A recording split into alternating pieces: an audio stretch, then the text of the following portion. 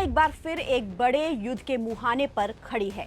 America और Iran के बीच पिछले कुछ वक्त से चला आ रहा सीज फायर अब आधिकारिक तौर पर खत्म हो चुका है, जिसके बाद दोनों देश एक दूसरे पर मिसाइल और ड्रोन से भीषण हमले कर रहे हैं, जिससे पूरे मिडिल ईस्ट में युद्ध की लपटें तेज हो गई हैं। सोचिए, जिस वक्त ईरान के पूर्व supreme leader Ayatollah Ali Khamenei के एक हफ्ते तक आखिरी विदाई का कार्यक्रम चल रहा था, उस वक्त भी दोनों देश नहीं माने और हॉर्मुज में छिटपुट हिंसा का दौर जारी रहा। ये कार्यक्रम निपटने के बाद ईरान ने फिर से हॉर्मुज में एक जहाज पर हमला किया, जिसके बाद ये तनाव एक बार फिर भड़क गया और खाड़ी में बारूदी शोले उठने लगे। अमेरिका ने ईरान के 140 ठिकानों को निशाना बनाया, जिसके बदले में ईरान ने भी कतर, बहरीन और कुवैत में मौजूद अमेरिकी मिलिट्री सेंटरों को चुन चुन कर ठोक दिया। इस बीच इस्लामिक रिवॉल्यूशनरी गार्ड्स कॉर्प्स यानी IRGC ने तंज कसते हुए कहा कि अमेरिका का बिना लड़े मन नहीं लगता।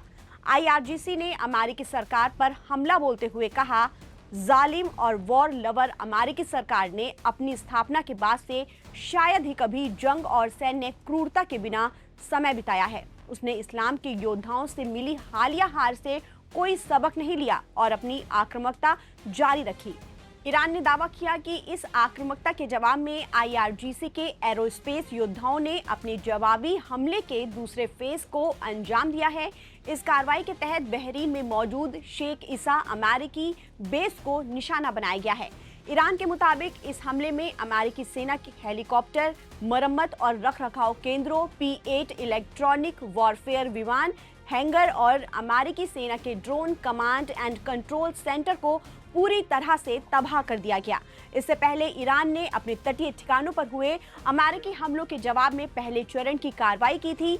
इसके तहत ईरान ने जॉर्डन में अमेरिकी कमांड सेंटर, कुवैत में HIMARS missile launcher system, Oman में एयरक्राफ्ट कैरियर सपोर्ट प्लेटफॉर्म और कतर में जेट मेंटेनेंस सेंटर पर भारी हमले कर इन्हें तबाह कर दिया।